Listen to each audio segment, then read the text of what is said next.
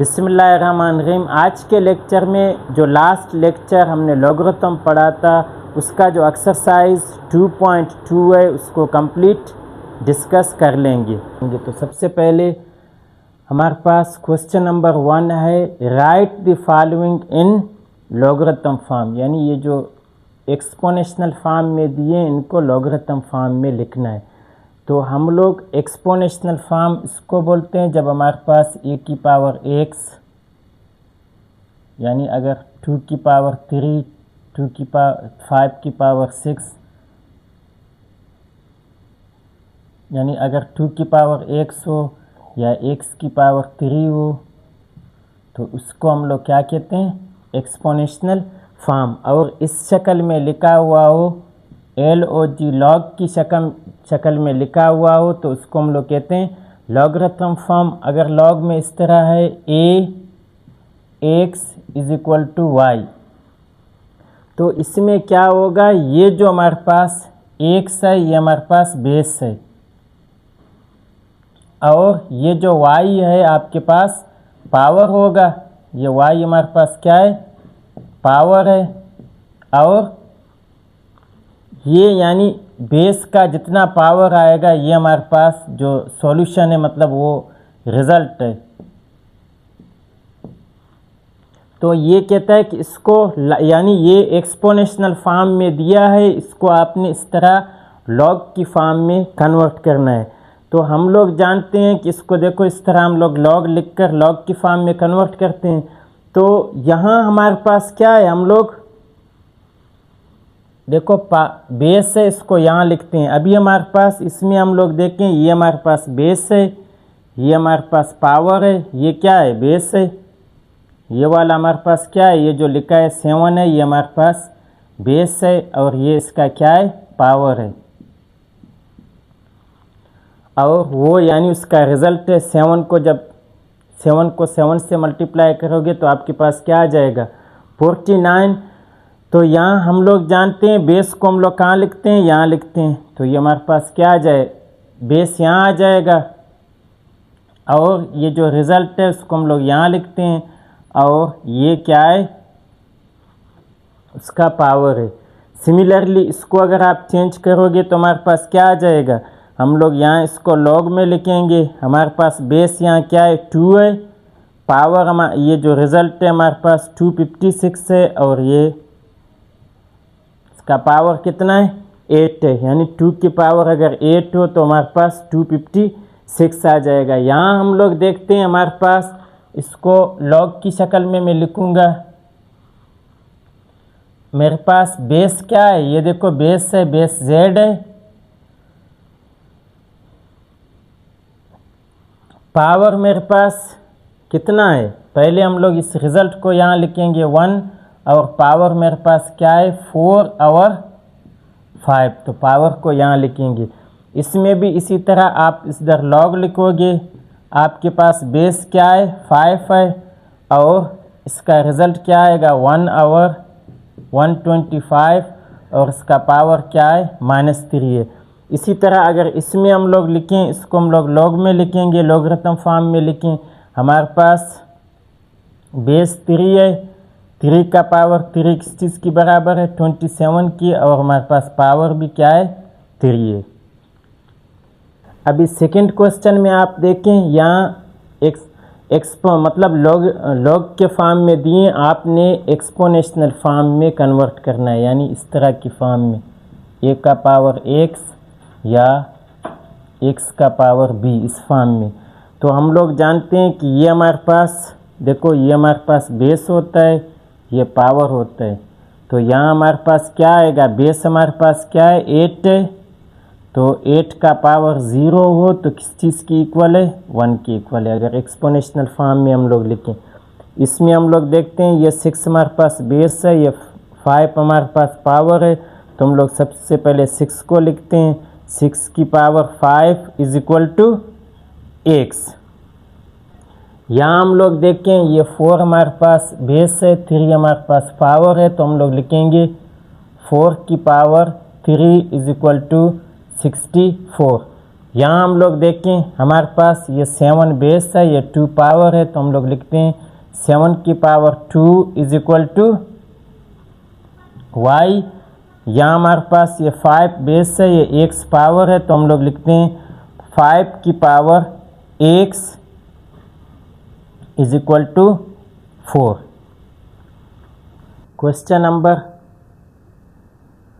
3 में हम लोग देखें, वो कहता है find value of x from the following statement. कहता है स्टेटमेंट दिए हैं, इनको देखकर आपने x का वैल्यू मतलब मालूम करना है। तो यहाँ आप देखिए हम लोग जानते हैं ये 3 कहाँ होगा, बेस है और ये पावर है, तो हमारे पास क्या आ जाएगा, यानी x इज इक्वल टू 3 की पावर 5। तो ये 3 की पावर 5 का मतलब है कि इस 3 को आपने 5 टाइम लिखना है। ये देखो 5 टाइम हमने लिखा, 1 2 3 4 5 टाइम लिखा। 3 को जब 3 से मल्टीप्लाई करोगे 9 आ जाएगा, फिर इस 9 को इस 3 से मल्टीप्लाई करोगे 27 आ जाएगा, फिर इस 27 को 3 से मल्टीप्लाई करोगे 81 आ जाएगा, फिर इस 81 को अगर हम लोग 3 के साथ मल्टीप्लाई करें 3 3 जा 3 8 3 और 24, तो हमारे पास यानी 3 को जब आपने 5 टाइम लिखा तो आपके पास ये आंसर आया 240, यानी 3 की पावर 5 का आंसर हमारे पास क्या आया 243। तो यही आपके पास x की वैल्यू है। और इसमें आप देखें आपके पास सेकंड पार्ट है वो बिल्कुल सेम फर्स्ट पार्ट की तरह है, उसको आप लोग खुद ट्राई कर लें। थर्ड पार्ट में हम लोग देखते हैं, ये देखो हमारे पास इसमें भी इसी तरह है, ये 25 हमारे पास बेस है, तो x की वैल्यू इज इक्वल टू 25 और हमारे पास पावर क्या आ जाएगा -1/2। तो अभी देखो यहाँ अगर 2 आया तो अभी हमने इसको देखना है कि 5 को हम लोग यहाँ अगर स्क्वायर रूट है 1/2 का मतलब है स्क्वायर रूट है, तो इसका स्क्वायर पॉसिबल है नहीं है। तो हम लोग जानते हैं कि 5 को अगर हम लोग 5 से मल्टीप्लाई करें तो 25 आ जाएगा, यानी 5 की पावर कितने 5 हैं, अगर 2 5 हैं तो 5 का पावर 2 आ जाएगा, तो ये आएगा 5 की पावर 2 और हमारे पास -1/2। फिर हम लोग जानते हैं पावर के ऊपर पावर हो तो दोनों पावर आपस में मल्टीप्लाई होते हैं, तो ये 2 इस 2 से कैंसिल हो गया और हमारे पास आया 5 की पावर 1।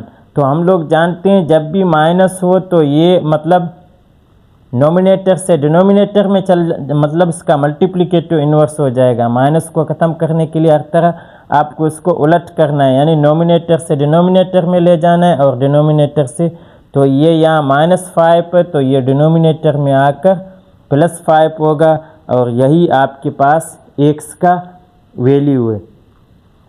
फोर्थ पार्ट में हम लोग देखें, हमारे पास हम लोग जानते हैं ये x हमारे पास बेस है, तो ये बेस आएगा x, उसका पावर क्या है 2 है और यहाँ हमारे पास क्या है इज इक्वल टू 4।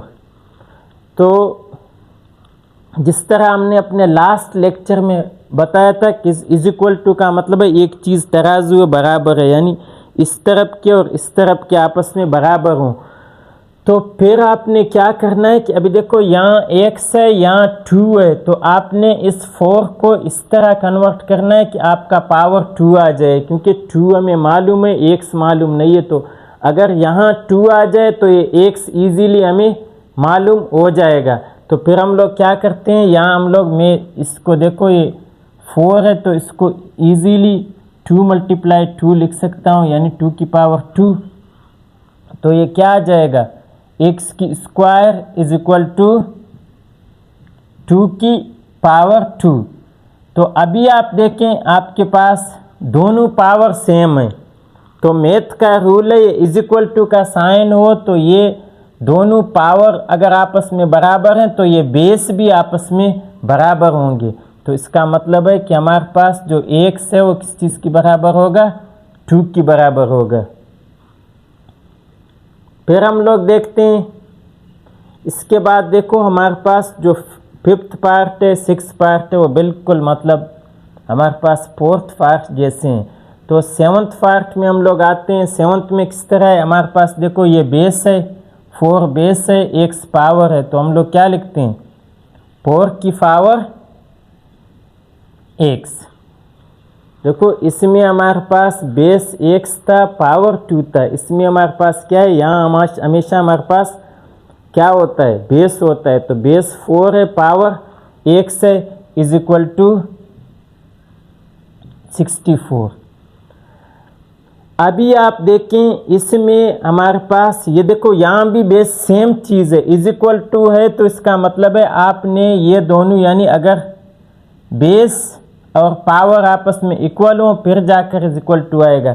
अभी हमारे पास पावर में x है, तो अभी हम लोग इस x की वैल्यू को कैसे फाइंड करते हैं, जिस तरह यहाँ हमारे पास पावर 2 दिया हुआ था तो उस पावर को हमने बराबर किया है। तो यहाँ हमारे पास बेस 4 दिया है, तो आपने इस 64 को बेस 4 में लाना है, यानी इस बेस को बराबर करोगे तो पावर आपके पास, यानी अगर आपको पावर दिया है तो जितना, यानी इसको और इस पावर को आपस में बराबर करना है। और अगर आपको बेस दिया है तो इसके और इसके बेस को आपने बराबर करना है। तो हम लोग बेस को इस तरह बराबर करते हैं कि अभी हमें मालूम है कि 64 को बेस 4 में लाना है। तो ये क्या आ जाएगा, इसको हम लोग 4 के साथ डिवाइड करेंगे। 4 हमारे पास 1 जा 4, और ये कितना आ जाएगा, यहाँ 2 कैरी हो जाएगा तो 24 हो जाएगा। 4 6 जा 24। फिर हम लोग जानते हैं 4 जा 16 और 4 1 जा, यानी इस 4 को, यानी 64 को मैं इस तरह ये 3 टाइम 4 लिख सकता हूँ, यानी ये 3 टाइम 4 आ जाएगा। 64 कितना होगा, 3 टाइम 4 आ जाएगा। तो ये 4 का पावर कितना होगा, 3 होगा। तो मैं इनको मतलब इस तरह कन्वर्ट कर सकता हूँ। ये सारा देखो हम लोगों का रफ वर्क है, तो इसको मैं इस तरह कन्वर्ट कर सकता हूँ कि हमारे पास 4 की पावर x और 4 की पावर, क्योंकि इस x आपको मालूम है, बेस मालूम नहीं था, तो इस बेस को सेम करना है। तो ये आएगा 4 की पावर 3। अभी आपने देखा बेस सेम हुए तो इस बीच में इज इक्वल टू का साइन है, तो इसका मतलब है पावर भी आपस में सेम होंगे। तो हमारे पास x का वैल्यू क्या आ जाएगा, 3 आ जाएगा। यहाँ 8 पार्ट में आप देखें, ये हमारे पास, इसका अगर सॉल्यूशन में लिखूं तो ये हमारे पास क्या है, बेस है, और ये इसका पावर है। तो मैं लिख लूँगा 64 हमारे पास बेस है, इसका पावर कितना है, x over 2 is equal to 8। तो फिर आप देखो यहाँ अगर स्क्वायर रूट हो तो आपने लाजमी यहाँ स्क्वायर लाना है। देखो अगर यहाँ स्क्वायर रूट हो तो आपने लाजमी यहाँ स्क्वायर लाकर सबसे पहले स्क्वायर रूट को कट करना है। तो हमारे पास यहाँ 8 किस चीज़ का, 64 किस चीज़ का स्क्वायर है, 8 का स्क्वायर है। तो इसको मैं इस तरह लिख सकता हूँ, 8 का स्क्वायर और x over 2।